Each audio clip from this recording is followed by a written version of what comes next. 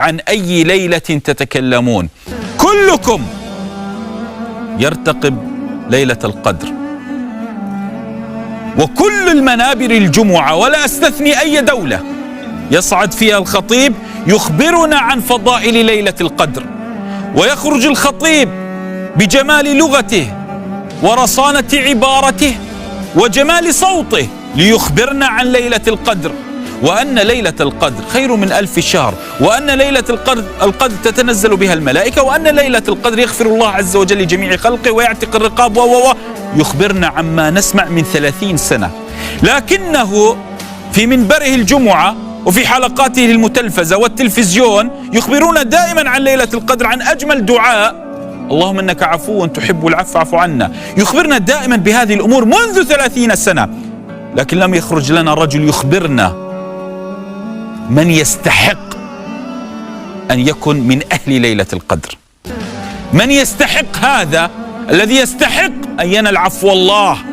كلنا يكرر الحديث في صلاته وقيامه وسجوده ويبكي خلف الإمام اللهم إنك عفو تحب العفو فاعف عنا، وتتباكى الأعين لأننا نريد أن يغفر الله لنا.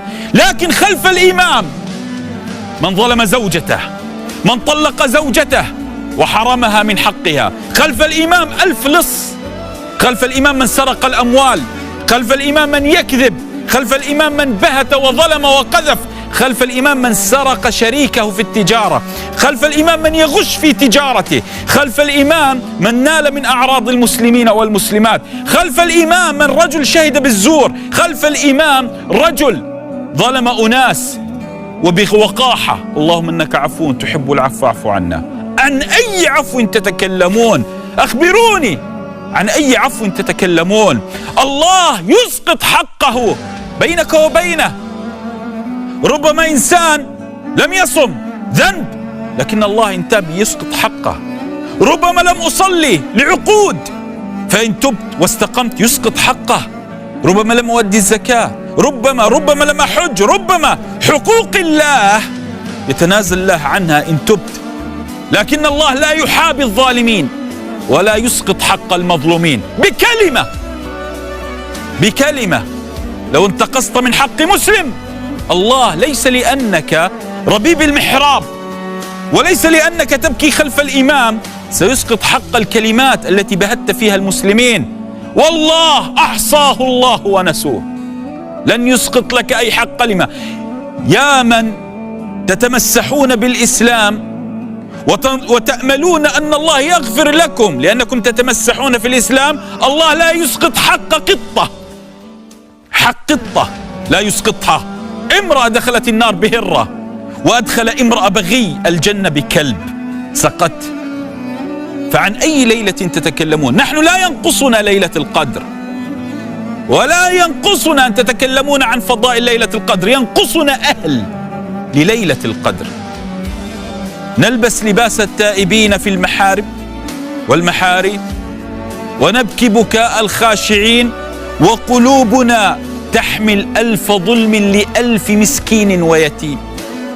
ألسنتنا تغتاب وتنم بين هذا وهذا وتنتقل في المجالس ما بين غيبة وبهتان وقذف وانتقاص، ثم نأتي يا رب يا رب اجعلنا ممن يدرك ليلة القدر. عن أي ليلة؟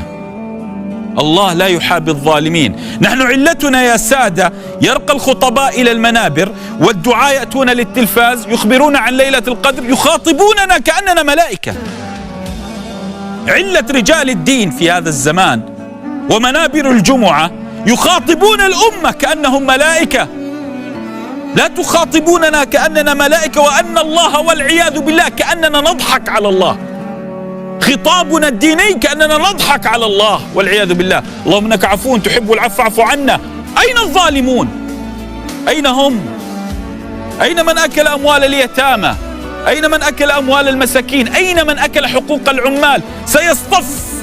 سيصطف في كل ليلة 1000 ظالم خلف الإمام ليقول اللهم إنك عفو تحب العفو فاعف عنا. فقبل أن تصل لبيوت الله وقبل أن تطلب العفو من الله، اجعل رايتك بيضاء بينك وبين من ظلمتهم، رايتك بيضاء بينك وبين من بهت عليهم وقذفتهم وسرقت أموالهم. بينك وبين طليقتك التي تحرمها من حقها، بينك وبين أبنائك الذين حرمتهم من حقوقهم، بينك وبين خادمك، بينك وبين السائق، بينك وبين أمك، بينك وبين إخوتك. ثم تعال تفضل إلى محراب المسجد وقل اللهم إنك عفو تحب العفو فاعف عنا، ولا تقل أن الله غفور رحيم، لأن هذا ليس غفران، لأن هذا أكل حقوق إن غفر الله لك، والله لا يغفر لك إن كان بها حقوق حتى ترجع الحقوق إلى أصحابها، إلا أن يشاء الله ويتكفل بتلك الحقوق، هذا شيء آخر. لكن الله علمنا قاعدة جميلة: هل جزاء الإحسان إلا الإحسان. علمنا النبي عليه الصلاة والسلام قاعدة جميلة في الرحمة: إن أردتم الرحمة والعفو، قال عليه الصلاة والسلام: الراحمون يرحمهم الرحمن. وقال عليه الصلاة والسلام: ارحموا من في الأرض يرحمكم من في السماء. قاعدة إلهية متناسقة مع وحي القرآن، قاعدة إلهية متناسقة مع وحي القرآن. الله عز وجل لما خاطبني: فمن عفا وأصلح فأجره على الله، خاطبني الله: والكاظمين الغيظ والعافين عن الناس والله يحب المحسنين. فهل تريدون أن تدركون ليلة القدر وأنتم أكلتم حقوق الناس وظلمتم الناس وبهتم الناس وقذفتم الناس وتطاولتم في أعراض الناس؟ هل تريدون حقوق ليلة القدر وأنتم لم تجربون العفو عن الناس؟ هذه علتكم. تريدون من الله ولا تلبون أوامر الله، تريدون الجنة ونكره الموت، تريدون الجنة بعفو الله ولا تريدون الجنة بخير أعمالكم. نطالب الجنة بالاتكال على عفو الله فقط، فإن طالبنا الله بإرجاع الحقوق إلى الناس نحن صم بكم لا نسمع يا الله. هذه قاعدتنا. فلا تخاطبون يا خطباء الجمعة على أنكم تخاطبون ملائكة. يا سيدي يا خطيب الجمعة في مسجدكم لص وسارق وكاذب وظالم، فإياكم أن تلهموهم أن ليلة القدر تأتيكم على طبق من ذهب. لا والله لا يدرك ليلة القدر، وإن أدركها إلا القلوب الآمنة، إلا من أتى الله بقلب سليم. لا ينزل الله الملائكة عبثا، ولا ينزل السلام عبثا، ولا يجعل ليلة القدر خير من 1000 شهر عبثا. يريد لليلة القدر أهل ليلة القدر هم الذين سبقوا عفوهم عن الناس عفو الله عليهم. فهل نحن نستحق ليلة القدر؟